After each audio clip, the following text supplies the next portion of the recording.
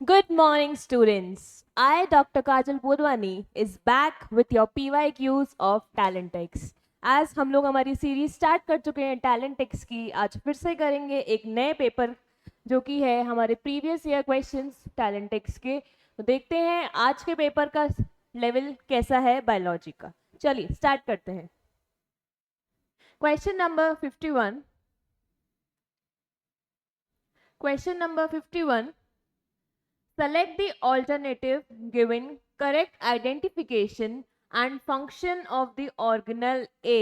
पूछा किसके बारे में है? A के बारे में, जो कि हमें डायग्राम में लेबल भी कर रखा है। अगर हम डायग्राम को एकदम ढंग से देखेंगे कि A क्या दिखा रहा है तो हमें इजीली विजिबल हो जाएगा कि यहाँ पे हमें दो मेम्ब्रेन दिख रही है, इसकी इनर क्रिस्टाल्स दिख रही हैं। वो किस में होती हैं? माइटोकॉन्ड्रिया में। और माइटोकॉन्ड्रिया का हमें फंक्शन पूछा है तो ऑप्शन देखे बिना ही हम बता सकते हैं that is the power house of the energy. तो हम ऑप्शंस देख लेते हैं। First, endoplasmic reticulum, synthesis of lipids, नहीं, wrong. Next, mitochondria produce cellular energy in the form of ATP, yes. Golgi body, packaging of material, no. Lysosome secrete hydrolytic enzymes, no. So answer will be mitochondria. Very easy question. Moving to next. Given is a table describing the social organization of honey bees. Honey bees के बारे में पूछ रहा है हमसे। Which of the following is a correct match of description of honey bees? Honey bees में हमें पता है ड्रोन, क्वीन, वर्कर, तीन कैटेगरीज होती हैं। तो देखते हैं डिस्क्रिप्शन किसका करेक्ट है। सबसे पहले drone, that is a female honey bee which prepare honey. No, drone is always a male honey bee, not a female. So this statement is wrong. Queen, fertile female which lays eggs.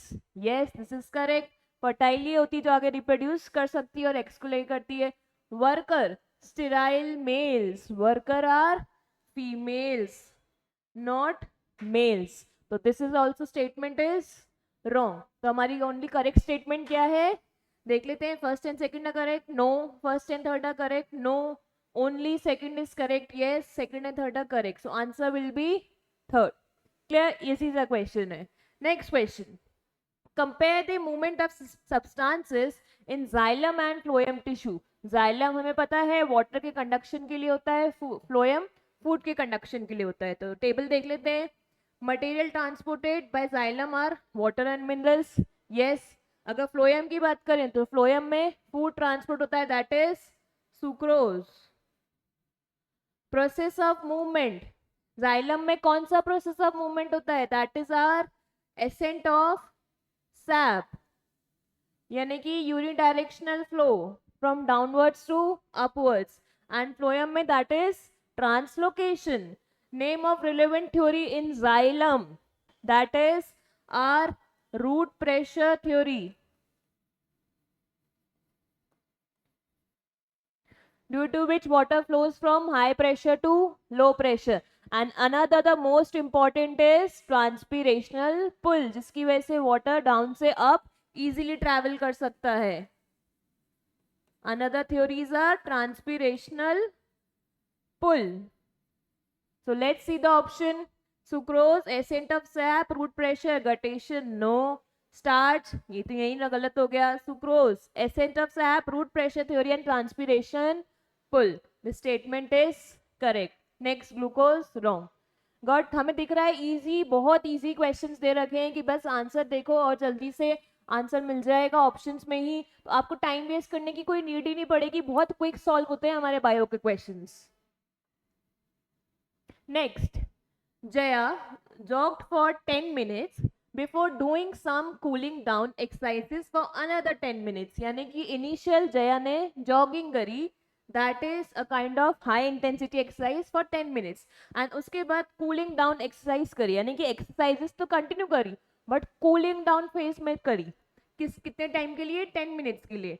Then she spend 10 minutes sitting on the bench and watching the sea waves lap at the shore. यानी कि अगले 10 minutes Jaya ने क्या किया? Rest करी bench पे बैठ के। Which of the following graph best depicts her heart beat? हमें हार्ट बीट बतानी है, यानी कि हमें पता है जब उसने जॉगिंग करी कैसी है वो? हाई इंटेंसिटी एक्सरसाइज और हाई इंटेंसिटी ट्रेनिंग। नेक्स्ट, जब जया ने कूलिंग डाउन एक्सरसाइज करी, वो कैसी है? Moderate intensity exercise. एक्सरसाइज तो वो भी है, बट कूल डाउन फेज में जाने के लिए। नेक्स्ट बात करते हैं, जया ने रेस्ट पीरियड लिया, और ये सब कितनी देर के लिए हुआ है? Everything is for 10 minutes, each one is for 10 minutes, total 30 minutes. तो हमें ग्राफ बताना है इसकी हार्ट बीट का। Let's check it. इसमें क्या है, इनिशियल तो हार्ट बीट बढ़ रही है बट बाद में कांस्टेंट हो गई। नो, एक्सरसाइज कर रही है तो कांस्टेंट नहीं हो सकती, so this is wrong. Next देख लेते हैं, इनिशियल ग्राफ कांस्टेंट रहा, हाई इंटेंसिटी एक्सरसाइज में ग्राफ हार्ट बीट रेज होगी, कांस्टेंट नहीं होगी, so this is also wrong. Third में again heart beat slow down हो गई, नहीं, हमें पता है जब हम जॉगिंग कर रहे हैं इंटेंस एक्सरसाइज है यानी कि हार्ट बीट रेज होगी, अगेन रॉन्ग। लास्ट देखते हैं, हार्ट बीट रेज हुई, करेक्ट फॉर जॉगिंग, देन उसने कूलिंग डाउन फेस की, यानी कि हार्ट बीट उस टाइम पे नॉर्मल से थोड़ी ज्यादा है, लेकिन as compare to high intensity exercise के कंपेयर में थोड़ी कम है, दिस इज करेक्ट। और बाद में जब वो रेस्ट पे थी तो हार्ट बीट मेरी नॉर्मल, बॉडी टेम नॉर्मल आ गई। Clear? So answer will be fourth. Easy है, हमें ऐसे अगर हम कैलकुलेशन साइड में लिखेंगे तो हम इजीली आपको प्लॉट कर सकते हैं। Clear? Next, the anterior pituitary gland facilitates growth of an individual by release of human growth hormone, that is HGH, which in turn regulated by two hormones, namely growth hormone releasing hormone GHRH के बारे में दे रखा है, and growth hormone inhibiting hormone, यानी कि जो growth को एक आगे लेके जाएगा और एक इंड्यूस करेगा। Next, imbalance of these hormones could result in gynatism, that is giantism, and individual gains excessive height. Giantism कब अकर होता है? जब हम बच्चे की बात करते हैं childhood age में, and dwarfism, that is a short statured individual, और acromegaly, that is thickening of limbs, fingers and toes. Acromegaly generally हमारा growth hormone ज्यादा secrete होता है, but कब? adult phase की बात कर रहे हैं हम लोग। तो देखते हैं, interpret the data and select the appropriate statement. 2 to 5 years excessive growth hormone releasing hormone कौन सा हो सकता है हमारा? दैट इज गिग्नेटिज्म और giantism we can say. Next, normal growth hormone हो गया 2 to 5 years में। 30 to 35 years excessive growth hormone releasing hormone, यानी कि यहाँ कौन आ सकता है मेरा? एक्रोमेगेली डिसऑर्डर, क्योंकि हम लोग की एडल्ट की बात कर रहे हैं। Next, 30 to 35 years excessive growth hormone inhibiting hormone. Dwarfism भी जनरली मेरा बच्चों में ही काम करता है, एडल्ट में हम लोग कंसिडर नहीं करते हैं, तो this will not be dwarfism. 2 to 5 years excessive growth hormone inhibiting hormone, यानी कि ये कंडीशन किसकी हो गई मेरी? ड्वार्फिज्म की। इनहिबिट कर रहा है यानी कि हाइट कम रह जाएगी, हाइट कम तो क्या कॉज होएगा? ड्वार्फिज्म। So options देख लेते हैं, 1, 3 will lead to giantism, no. 3 will show giantism, no. 2, 3, 4 will show normal growth, no. 1 will show giantism, 3 will show acromegaly and 5 will show dwarfism. Statement 4th is correct. अगर हम यही formulate कर लेंगे तो हमें ऑप्शन बहुत इजीली मिल सकता है। Clear? Moving to the next, part of the respiratory system where gaseous exchange takes place. हमें पता है रेस्पिरेटरी सिस्टम की हम बात करें, वहां पे 2 जोन होते हैं हमारे।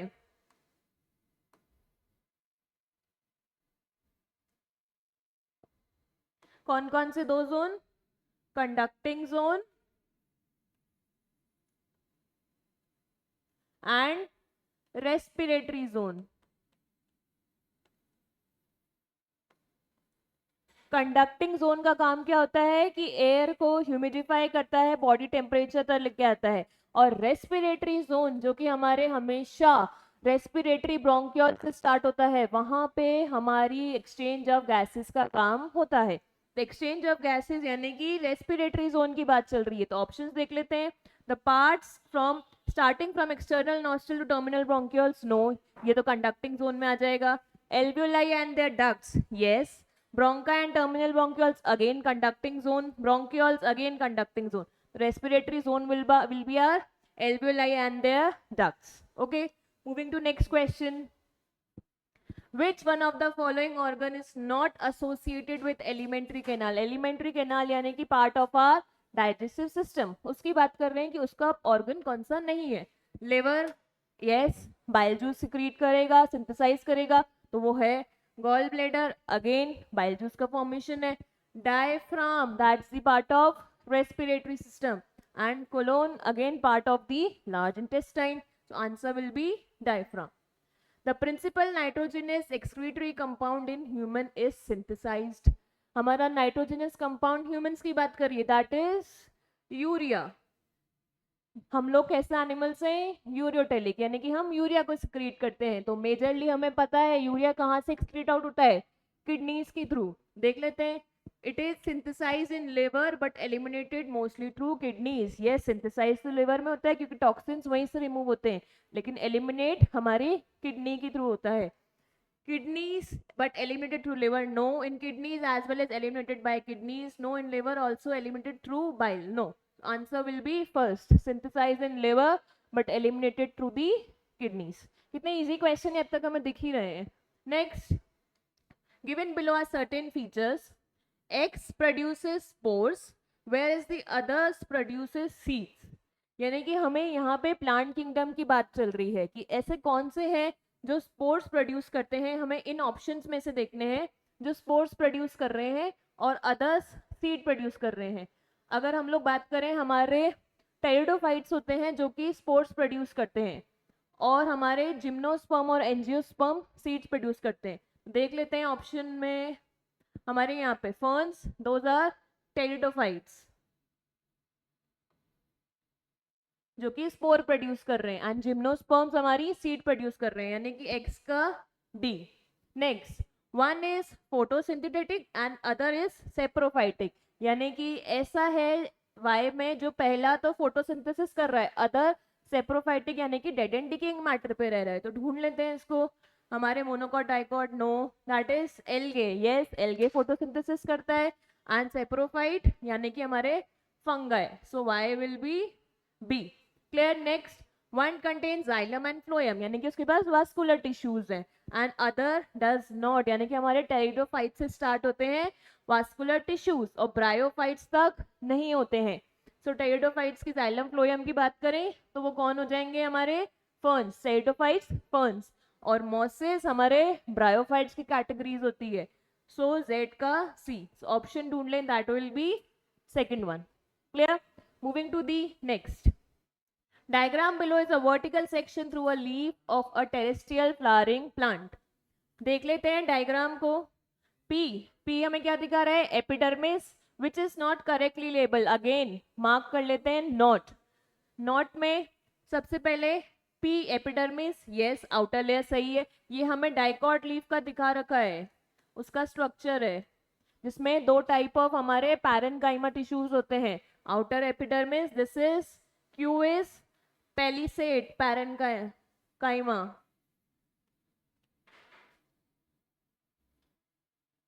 S is our vascular tissues, that's a type of permanent tissue, and R are spongy parenchyma. तो options देख लेते हैं. P is correct, Q is sclerenchyma, no, R is correct, and S permanent tissue, yes, vascular tissue. So answer will be Q. हमें incorrect पूछा है. Clear. Moving to the next. Respiration involves following steps. NCERT ने clear mention करके दिए 5 steps कौन कौन से respiration में होते हैं. सबसे पहला हमें ये सीक्वेंस मेंशन करना है. तो सबसे पहला will be our pulmonary ventilation by which atmospheric air is drawn in. That's the kind of breathing, यानी कि हमारे गैसेस को इनहेल करना. First step will be this. Second हम देख लेते हैं डी. एक ही ऑप्शन में बाकी तीनों करेक्ट इनकरेक्ट हो गए, तो हम स्टिल मैच कर लेते हैं. डी के बाद A, diffusion of gases that is oxygen and carbon dioxide across alveoli. Yes, our atmosphere से इन गई, इनहेल किया तो कहाँ तक जाएंगी? एल्वोलाई तक. This is second step.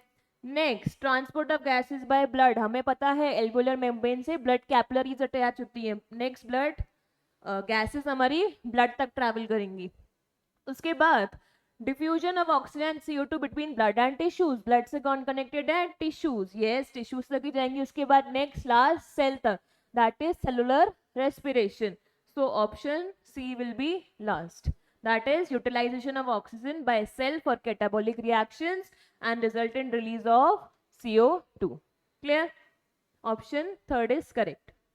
Which of the following is an effect of HIV on the human body? HIV यानी human immunodeficiency virus, उसका क्या रिजल्ट है हमारी बॉडी पे? हमें पता है वायरस जैसे ही अटैक करेगा सबसे पहले, अगर वो लॉन्ग टाइम के लिए HIV वायरस हमारी बॉडी में स्टे करता है, यानी कि WBC को ही डैमेज, उस टाइम पे एक्टिवेट WBC होती है, तो वायरस इतना स्ट्रॉन्ग है तो WBC को ही बॉडी में डैमेज करना स्टार्ट करेगा। तो हमारा मेजर टारगेट है इसमें से WBCs को ही फाइंड करना। It reduces number of erythrocytes in the blood. No, erythrocytes are RBCs. It reduces number of platelets. Again, no, thrombocytes को भी reduce नहीं करता. Increases the amount of plasma in the blood. No, plasma का भी नहीं है. Reduces the number of lymphocytes. Lymphocytes are kind of WBC. तो T helper cells, T killer cells, इन्हीं को सबसे पहले मारना स्टार्ट कर देता है वो, तो उन्हीं का नंबर रिड्यूस HIV में हो जाता है, इसलिए बॉडी इतनी ज़्यादा मोर प्रॉन टू इन्फेक्शन हो जाती है कि at the last it lead to death only. Moving to next question, which one of the following statement is incorrect? हमारा मेन वर्ड है इनकरेक्ट, जो है उसको बताना है। सबसे पहले स्टेटमेंट्स पढ़ते हैं। Medullary zone of the kidney is divided into few conical mass called as medullary pyramid projecting into calyx. हमें पता है किडनी की outer is cortex and inner part is medulla, वहां पे हमारे कैलिक्स होते हैं ऐसे करके जो कि प्रोजेक्ट होते हैं कॉनिकल मास में, उसी को बोलते हैं मेडुलरी पिरामिड्स, किसके अंदर? कैलिक्स के अंदर। So the statement is correct. Next, inside the kidney cortical region extends in between medullary pyramids as renal pelvis. renal pelvis तो हमें पता है हाइलम की तरफ टुवर्ड्स होता है, बाहर की तरफ, so no, it would be column of Bertinae और renal column जिसको बोलते हैं हम लोग। तो this statement is incorrect। आगे और देख लेते हैं। Glomerulus along with Bowman's capsule is called as renal corpuscle. Yes, this statement is correct। दोनों को मिलाकर renus corpuscle ही बोलते हैं। Renus corpuscle, PCT and DCT are in the nephron are situated in the cortical region. Yes, ये तीनों cortex में होती हैं और हमारा loop of Henle वो कहाँ पे होता है? medullary region में। This statement is also correct. So incorrect कौन सी हो गई? Second. Moving to the next question. This is a nice one. 2 test tubes are filled with a solution of bromothymol blue. इसको देख लेते हैं हम लोग, क्या किया इसमें इन लोगों ने। 2 टेस्ट ट्यूब्स ली, उसको मिक्स कर दिया किस सोल्यूशन के साथ? ब्रोमोथाइमोल ब्लू, दोनों को लिया है इसमें। Next, A student exhales through a straw into the each tube. Student ने एक्सेल किया, यानी कि एक्सेलेशन के टाइम पे कौन सी gas? CO2 gas. Which turns bromothymol into yellow. Bromothymol is an indicator. जैसे ही ये एसिडिक मीडियम से रिएक्ट करेगा तो इसका कलर क्या आ जाएगा? येलो। और अगर बेसिक के साथ रिएक्ट करेगा तो इसका कलर आता है ब्लू। तो हमें पता है CO2 गैस रिलीज आउट हो रही है, यानी कि वो वाटर के साथ क्या फॉर्म करेगी? Carbonic acid. That's a kind of acid. तो जैसे ही एसिड फॉर्म हुआ तो उसका कलर क्या आ गया?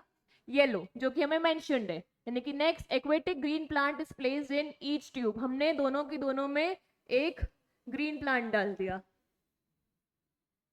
And tube are cocked. इन दोनों ट्यूब को कॉक कर दिया, ढक दिया।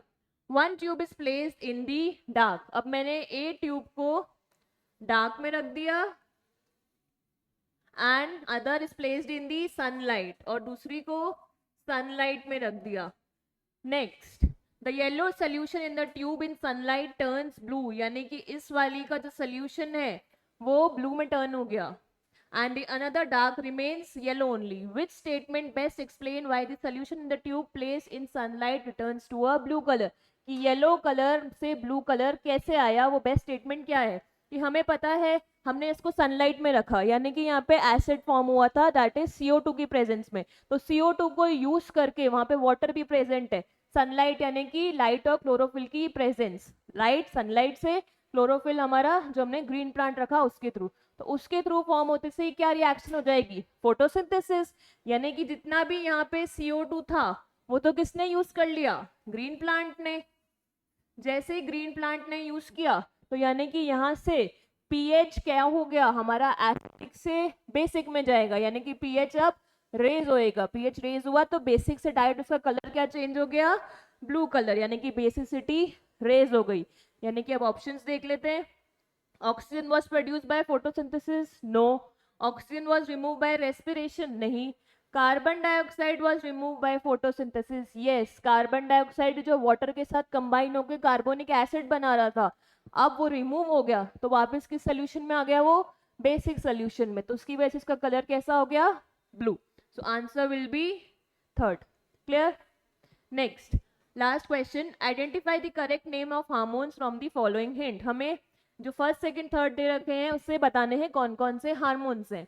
X, that is hormone induces fruit ripening, यानी कि फ्रूट का टेस्ट फ्लेवर जल्दी आ सके। कौन सा हार्मोन होता है हमारा, दैट इज इथाइलिन। इथाइलिन जल्दी से राइपनिंग में हेल्प करता है। Next, Y hormone promotes root initiation and also play a role in callus differentiation, यानी कि हमारी रूट की ग्रोथ को फास्टन अप करना है। तो कौन सा hormone, that is auxin hormone. ये सारे फाइटो हार्मोन्स एनसीईआरटी में मेंशन्ड है। Next, Z hormone increases the tolerance of plant to various stresses. The word is focus on stress. Stress hormone is our abscisic acid. So answer ढूंढ लेते हैं, ethylene, auxin and abscisic acid, that's the easy one.